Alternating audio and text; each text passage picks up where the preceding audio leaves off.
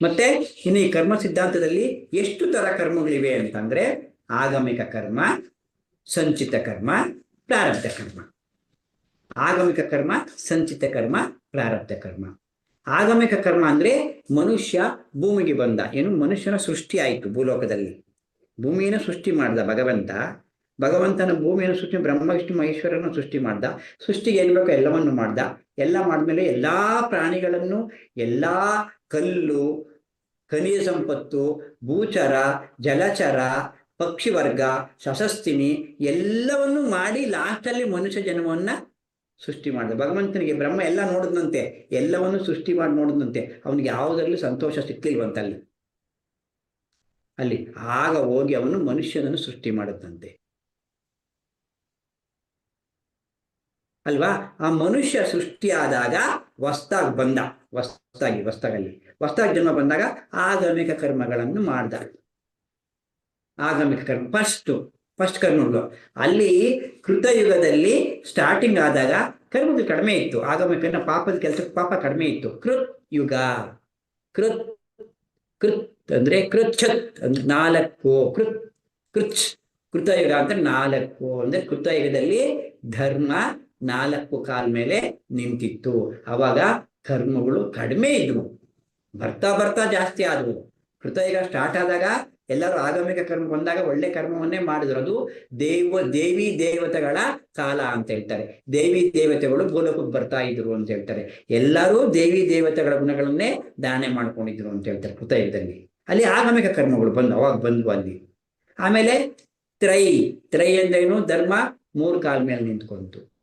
ತ್ರೇತಾಯುಗ ಆಗ ಸ್ವಲ್ಪ ಸ್ಟಾರ್ಟ್ ಆಯಿತು ಕಳೆಗಳು, ಪಾಪ ಆಗಮಿಕ ಕರ್ಮ ಮುಂದೆ ಏನ್ ಬಂತು, ಅಲ್ಲಿ ಕೆಲಸಗಳು, ಪಾಪದ ಕೆಲಸಗಳು ಶುರುವಾದವು. ದ್ವಾಪರಕ್ಕೆ ಏನ್ ಬಂತು, ಧರ್ಮ 2 ಕಾಲ ಮೇಲೆ ನಿಂತು. ಆದ್ರೆ ಕಲಿಯುಗದಲ್ಲಿ ಏನಾಗಿದೆ, ಕಲಿತಾ ಇದ್ದೀವಿ. ಕಲಿಯುಗ ಅಂದ್ರೆ ಕಲಿ ಪುರುಷನ ಪ್ರವೇಶ ಆಗಿದೆ. ಕಲಿತಾ ಇರೋದೆ ಅಂದ್ರೆ ಕಲಿತಾ ಇರಬೇಕು, ಪಾಪಗಳು ಮಾಡ್ತಾ ಇರಬೇಕು, ಪಾಠ ಕಲಿತಾ ಇರಬೇಕು, ಪಾಪಗಳು ಮಾಡ್ತಾ ಇರಬೇಕು, ಪಾಠ ಕಲಿತಾ ಇರಬೇಕು, ಮತ್ತೆ ಹೋಗ್ತಾ ಇರಬೇಕು, ಮತ್ತೆ ಬರ್ತಾ ಇರಬೇಕು. ಇದು ಕಲಿಯುವುದಲ್ಲಾಯಿತು ಅಲ್ವಾ. ಆಗಮಿಕ ಕರ್ಮಗಳಲ್ಲಿ ಆಗೋದು. ಆಗಮಿಕ ಕರ್ಮ ಆಗ್ತಾ ಏನಾಯ್ತು ಅಂತಂದ್ರೆ ಬರ್ತಾ ಮನುಷ್ಯನ ಜನ್ಮ ಆ ಆಗಮಿಕ ಕರ್ಮಗಳನ್ನ ಇಲ್ಲಿ ಅನುಭವಿಸ್ದ. ಮತ್ತೆ ಕೆಲವು ಕರ್ಮಗಳನ್ನು ಮಾಡಿದವು ಶರೀರ ಬಿಟ್ಟು ಹೋದಾಗ ಆ ಆಗಮಿಕ ಕರ್ಮಗಳು ವಾಸ್ತವ ಮಾಡಿದ್ದ ಅವ ಹಂಗೆ ನಿಂತೋದು. ಎಲ್ಲವನ್ನು ಅನುಭವಿಸಕ್ ಆಗ್ಲಿಲ್ಲ. ಅವನು ಕರ್ಮವನ್ನು ಏನ್ ತಗೊಂಡ್ ಬಂದು ಅನುಭವಿಸ್ತಾ, ಇಲ್ಲಿ ಪಾಪದ ಕೆಲಸ ಆಗ್ಲಿ ಪುಣ್ಯದ ಕೆಲಸ ಆಗ್ಲಿ ಮಾಡಿರವು ಅಷ್ಟು ಪೂರ್ತಿ ಅನುಭವಿಸೋದಿಕ್ಕೆ ಅವನು ಇಲ್ಲಿ ಶರೀರ ಬಿಟ್ಟ ಅಂದ್ರಲ್ಲಿಗೆ ಅವಂಗೆ ನಿಂತೋದ್ವು. ಅವು ಸಂಚಿತ ಕರ್ಮ ಆದವು. ಅಲ್ಲಿ ಮೇಲೆ ಹೋದಾಗ ನಾವು ಸಂಚಿತ ಕರ್ಮ ಆಗೋದು. ಸಂಚಿತ ಕರ್ಮ ಆಗೋದ್ಮೇಲೆ ಆಯ್ತು, ಮತ್ತೆ ಭೂಲೋಕದ ಜನ್ಮ ತಗೊಂಡ್ಬರ್ತೀವಿ ಸಂಚಿತ ಕರ್ಮ ಹೊತ್ಕೊಂಡು. ಆ ಸಂಚಿತ ಅಂದ್ರೆ ಸಂಚಿ ಅಂದ್ರೆ ಚೀಲ, ಬುತ್ತಿ ಕಟ್ಕೊಂಡಿರೋದು ಕರ್ಮಗಳು. ಅಲ್ಲಿ ಕಟ್ಕೊಂಡಿರ್ತೀವಲ್ವಾ, ಆ ಸಂಚಿತ ಕರ್ಮವನ್ನ ಇನ್ನೊಂದು ಜನ್ಮಕ್ಕೆ ತಗೊಂಡ್ ಬಂದು ಅನುಭವಿಸ್ತೀವಲ್ವಾ, ಅದೇ ಪ್ರಾರಬ್ಧ.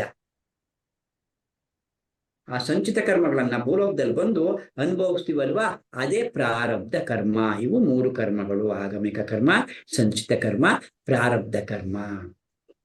ಇದು ಏನಾಗ್ತಾ ಇರುತ್ತೆ, ಮೂಟೆ ಆಗ್ತಾ ಸಂಚಿತ ಕರ್ಮ ಜಾಸ್ತಿ ಆಗ್ತಾ ಇರುತ್ತೆ. ಯಾಕಂದ್ರೆ ಇದೇ ಜನ್ಮದಲ್ಲಿ ಎಲ್ಲವನ್ನು ಅನುಭವಿಸುವುದಕ್ಕೆ ಆಗೋದಿಲ್ಲ. ಅದಕ್ಕೆ ಏನು, ಇದು ಮೂಟೆ ಜಾಸ್ತಿ ಆಗ್ತಾ ಹೋಯ್ತು. ಈ ಮೂಟೆ ಜಾಸ್ತಿ ಆದಂಗೆ ಎಲ್ಲನೂ ಜನ್ಮಗಳು ಬೆಳೀತಾ ಹೋದ್ವು. ಜನ್ಮ ಪರಂಪರೆ ಅನುಭವಿಸ್ಬೇಕಲ್ವಾ, ಪ್ರಾರಬ್ಧ ಎಲ್ಲವನ್ನು ಅನುಭವಿಸ್ಕೊಂಡು ಇನ್ನು ಹಂಗೆ ಹೊಸ. ಇವಾಗ ಏನಾದ್ರು ಪಾಪದ ಕೆಲಸ ಮಾಡಿದ್ಯಾ, ಹೋಗಿದ್ಯಾ, ಮತ್ತೆ ಆಗಮಿಕ ಕರ್ಮ ಮಾಡ್ತಾ ಇರ್ತೀಯಲ್ಲ ಪಾಪದ ಕೆಲಸಗಳನ್ನ, ಮತ್ತೆ ಅದು ಸಂಚಿತ ಆಯ್ತಾ ಹೋಯ್ತು. ಹಿಂಗೆ ಮೂಟೆ ಕಟ್ಕೊಂಡು ಹೋಗ್ತಾ ಇದ್ದೀವಿ ನಾವು. ಆದರೆ ಈ ಒಂದು ಯಾರಾದ್ರೂ ಒಬ್ಬ ಸದ್ಗುರುಗಳ ನಮ್ಗೆ ದರ್ಶನ ಅಥವಾ ಸದ್ಗುರುಗಳ ಪರಿಚಯ, ಸದ್ಗುರುಗಳು ಸಿಕ್ಕಿದ ಮೇಲೆ, ಆಧ್ಯಾತ್ಮ ಸಿಕ್ಕಿದ ಮೇಲೆ ನಮ್ಗಿಲ್ಲಿ ಗೊತ್ತಾಯ್ತು ಏನು ಪತ್ರಿಜಿ ಕರ್ಮ ಸಿದ್ಧಾಂತ.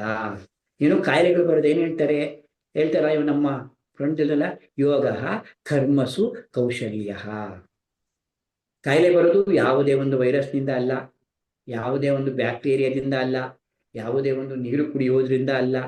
ಎಲ್ಲ ಇವಾಗ ಒಂದು ಹೋಟ್ಲಲ್ಲಿ ಎಲ್ಲ ಊಟ ಮಾಡಿರ್ತಾರೆ. ಹೋಟ್ಲಲ್ಲಿ ಎಲ್ಲರೂ ಒಂದೇ ತಿಂಡಿ ತಿಂದಿರ್ತಾರೆ. ಆದ್ರೆ ಕೆಲವರಿಗೆ ಗ್ಯಾಸ್ಟ್ರಿಕ್ ಆಗುತ್ತೆ, ಕೆಲವ್ರಿಗೆ ಆಗಲ್ಲ.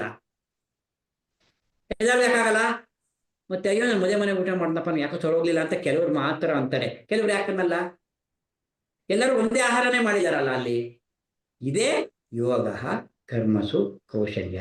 ಅವರ ನಾಡಿಮಂಡಲ ಕೂಡ, ಈ ನಾಡಿಮಂಡಲ ರಚನೆ ಕೂಡ ಕರ್ಮ ಸಿದ್ಧಾಂತದ ಮೇಲೇನೇ ಆಧಾರ ಆಗಿದೆ. ಆ ರೀತಿಯಾಗಿ ಈ ಸಂಚಿತ ಕರ್ಮವನ್ನು ಒತ್ಕೊಂಡು ಜಾಸ್ತಿ ಆಗಿದ್ದಾವೆ. ಅದಕ್ಕೆ ನಮ್ಮ ಪತ್ರಿಜಿಯವರಂಥ ಮಹಾನ್ ಸದ್ಗುರುಗಳು ನಮಗೆ ಸಿಕ್ಕಿದ್ದಾರೆ. ಒಬ್ಬೊಬ್ಬರು ಗುರುಗಳು ಯಾವ ರೀತಿ ಬೇಕಾದ್ರೂ ಕಳ್ಕೊಬೋದು. ಈ ಸದ್ಗುರು ಸಿಕ್ಕಿದಾಗ ಆ ಸಂಚಿತ ಕರ್ಮಗಳನ್ನ ಅನುಭವಿಸಿ ಹೊಸ ಕರ್ಮಗಳನ್ನ ಮಾಡದೇ ಇರುವುದು. ಸಂಚಿತ ಕರ್ಮ ಅನುಭವಿಸ್ಲೇಬೇಕು. ಅವನ್ನ ಕರ್ಮ ಅನುಭವಿಸ್ದಂಗೆ ಯಾರನ್ನು ಬಿಟ್ಟಿದ್ದಲ್ಲ ಕರ್ಮ. ಅದಕ್ಕೆ ನೋಡಿ, ರಮಣ ಮಹರ್ಷಿಗಳಿಗೆ ಕ್ಯಾನ್ಸರ್ ಬಂದಿತ್ತು. ರಮಣ ಮಹರ್ಷಿಗಳು ಮಹಾಧ್ಯಾನಿಗಳು. ಅವರೇನ ಕ್ಯಾನ್ಸರ್ ಮೇಲ್ ಮಾಡ್ಕೋಬೋದಿತ್ತು, ಮಾಡ್ಕೊಳ್ಳಿಲ್ಲ. ಅವರು ಹಾಡಾಗುತ್ತೆ, ಇವಾಗ ಕಾಯಿಲೆ ಮೇಲ್ ಮಾಡ್ಕೊಂಡ್ರೆ ಮುಂದಿನ ಜನ್ಮ ಕಾಯಿಲೆ ಬರುತ್ತೆ ಅಂತ ಅವ್ರು ಅನುಭವಿಸಿದ್ರು.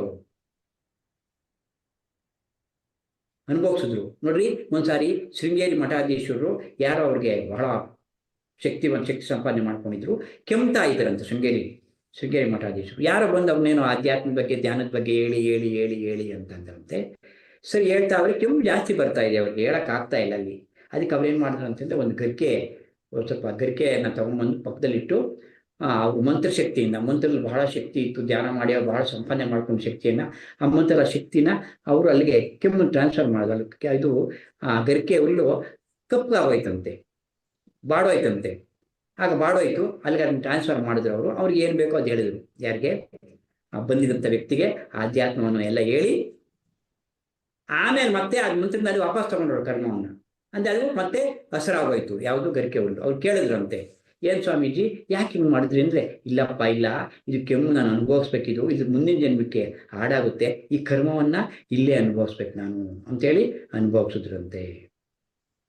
ಆ ರೀತಿ ರಮಣ ಮಹರ್ಷಿಗಳು ಕೂಡ ಕರ್ಮವನ್ನು ಅನುಭವಿಸ್ಬೇಕು. ಇಲ್ಲಿ ಕರ್ಮವನ್ನು ಅನುಭವಿಸಿದ್ರೆ ಜನ್ಮಗಳು ಕಡಿಮೆ ಆಗುತ್ತೆ.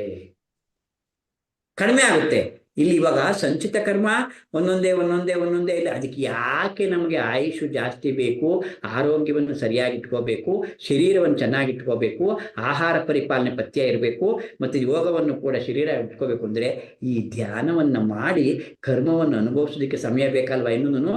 ಅದಕ್ಕೋಸ್ಕರ ಧ್ಯಾನ ಮಾಡೋದಕ್ಕೋಸ್ಕರ ನಮ್ಮ ಶರೀರವನ್ನ ಉಪಯೋಗಿಸ್ಕೊಳ್ಳೋದಕ್ಕೋಸ್ಕರ ಸರಿಯಾಗಿ ಇಟ್ಕೊಂಡಿರ್ಬೇಕು. ಶರೀರನ ಏನೋ ಶೋಕಿಗಲ್ಲ, ಶರೀರನ ಸರಿಯಾಗಿ ಇಟ್ಕೋಬೇಕಾಗಿರೋದು ಅಲ್ವಾ?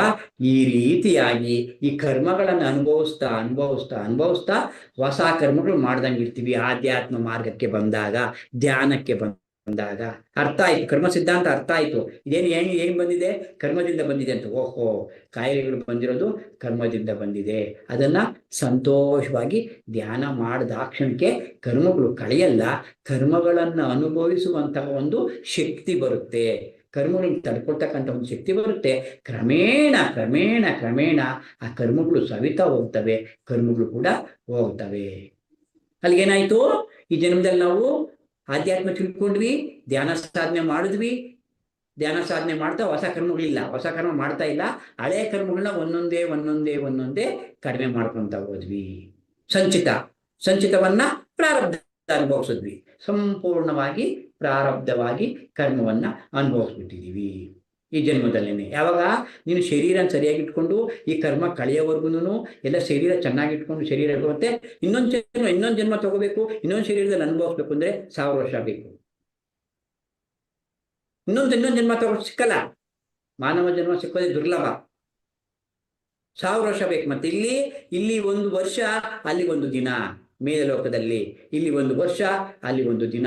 ಇಂಥ ಈ ಭೂಲೋಕ ಅಲ್ಲ, ಇಂಥ ಭೂಲೋಕಗಳು ಎಷ್ಟೋ ಇದ್ದಾವೆ, ಇಂಥ ಸೂರ್ಯ ಚಂದ್ರರು ಎಷ್ಟೋ ಇದ್ದಾವೆ, ಇಂಥ ನಕ್ಷತ್ರ ಮಂಡಲ ಎಷ್ಟೋ ಇದೆ, ಇಂಥ ಚಂದ್ರರು ಎಷ್ಟೋ ಜನ ಇದ್ದಾರೆ ಅಲ್ಲಿ. ನಮ್ಗೆ ಗೊತ್ತಿರೋದು ಕಣ್ಣಿಗೆ ಕಾಣಿಸೋ ಭೂಲೋಕ ಒಂದೇ ಅಲ್ಲ, ಇಂಥ ಎಷ್ಟೋ ಭೂಲೋಕಗಳಿದ್ದಾವೆ ಅಲ್ವಾ? ಅಲ್ಲೆಲ್ಲ ನಮ್ಗೆ ಅಲ್ಲಿಂದ ನಾವು ಸೆಲೆಕ್ಟ್ ಮಾಡ್ಬೇಕು ಅಂದ್ರೆ ಯಾವ ತಾಯಿ ಗರ್ಭ ಸೇರ್ಕೋಬೇಕು, ಶ್ರೀಮಂತರ ಮನೆಗೆ ಹುಟ್ಟಬೇಕಾ, ಬಡವ್ರ ಮನೆಗೆ ಹುಟ್ಟಬೇಕಾ, ಕಪ್ಪು ಹುಟ್ಟಬೇಕಾ, ಬೆಳ್ಳು, ಇವೆಲ್ಲಾ ಸೆಲೆಕ್ಷನ್ ಇರುತ್ತೆ ಅಲ್ಲಿ, ನಮ್ಗೆ ಆಸೆಗಳಿರುತ್ತೆ. ಇವೆಲ್ಲಾ ಕೋಯಿನ್ಸೈಡ್ ಆಗ್ಬೇಕು ಅಂತಂದ್ರೆ 1000 ವರ್ಷ ಬೇಕು ನಮ್ಮ ಜನ್ಮ ತಗೋಬೇಕು ಅಂದ್ರೆ. ಮತ್ತೆ ಆ ಕರ್ಮ ಅನುಭವಿಸೋದಕ್ಕೆ 1000 ವರ್ಷ ಬೇಕಾಗುತ್ತೆ. ಅದಕ್ಕೆ ಈ ಧ್ಯಾನವನ್ನ ಮಾಡಿ ಕರ್ಮ ಸಿದ್ಧಾಂತವನ್ನ ಅರ್ಥ ಮಾಡಿಕೊಂಡಾಗ ಈ ಜನ್ಮದಲ್ಲೇನೆ ಎಲ್ಲವನ್ನ ಅನುಭವಿಸಿದ್ದೀವಿ ಅಂದ್ರೆ ಅಲ್ಲಿಗೆ ಸಂಚಿತ ಕರ್ಮ ಕ್ಲೋಸ್ ಆಗೋಯ್ತು. ಮತ್ತೆ ಆಗಮಿಕ ಕರ್ಮ ಮಾಡಲ್ವಲ್ಲ, ಗೊತ್ತಲ್ವಾ? ಇವಾಗ ಹೊಸ ಹೊಸ ಕರ್ಮಗಳು ಮಾಡಲ್ಲ. ಹೊಸ ಕರ್ಮ ಮಾಡಿದ್ರೆ ಮತ್ತೆ ಗೊತ್ತಾಯ್ತಲ್ಲ, ಜ್ಞಾನ ಬಂತಲ್ವಾ, ಬುದ್ಧಿ ವಿಕಸನ ಆಯ್ತಲ್ವಾ. ಹೊಸ ಕರ್ಮ ಯಾವಾಗ ಮಾಡಾಗಲ್ವಾ, ಹೊಸ ಕರ್ಮ ಇಲ್ಲ ಅಂತಲ್ಗೆ ಸಂಚಿತ ಇಲ್ಲ. ಈ ರೀತಿಯಾಗಿ ಮಾಡಿದಾಗ ನಮ್ಮ ಕರ್ಮ ಸಿದ್ಧಾಂತವನ್ನು ಅರ್ಥ ಮಾಡ್ಕೊಂಡಾಗ ನಮ್ಗೆ ಜನ್ಮಗಳು ಕಡಿಮೆ ಆಗುತ್ತೆ. ಮತ್ತೆ ಜನ್ಮಗಳು ಕಡಿಮೆ ಆಗ್ತಾ ಆಗ್ತಾ ಆಗ್ತಾ ಆಗ್ತಾ ಸಂಪೂರ್ಣವಾಗಿ ಜನ್ಮ ರಾಹಿತ್ಯ ಪದವಿಯನ್ನ ಪಡ್ಕೊಳ್ತೀವಿ ಅಲ್ವಾ. ಜನ್ಮರಾಹಿತ್ಯ ಪದವಿನ ಪಡ್ಕೊಳ್ಳೋವರೆಗೂ ಈ ಭೂಲೋಕಕ್ಕೆ ನಾವು ಬರ್ತಾ ಇರಬೇಕು, ಹೋಗ್ತಾ ಇರಬೇಕು, ಬರ್ತಾ ಇರಬೇಕು, ಹೋಗ್ತಾ ಇರಬೇಕು. ಆ ರೀತಿಯಾಗಿ ನಾವು ಈ ಜನ್ಮದಲ್ಲಿ ಧ್ಯಾನವನ್ನು ಮಾಡಿ ನಮ್ಮ ಕರ್ಮಗಳನ್ನು ಕಳ್ಕೊಂಡಾಗ ಇಂದಿನ ಜನ್ಮದ ಕರ್ಮಗಳನ್ನ ಎಲ್ಲವನ್ನು ಅನುಭವಿಸುತ್ತಾ ಮತ್ತೆ ಹೊಸ ಕರ್ಮಗಳು ಮಾಡ್ತಾ ಇದ್ರೆ ಜನ್ಮರಾಹಿತ್ಯ ಪದವಿ ಸಿಗುತ್ತೆ. ಇದು ಕರ್ಮ ಸಿದ್ಧಾಂತ. ಮತ್ತೆ ನನಗೆ ಅವಕಾಶ ಮಾಡಿಕೊಟ್ಟಂತಹ ನಿಮ್ಮೆಲ್ಲರಿಗೂ ಶರಣಾರ್ಥಿಗಳು. Thank you.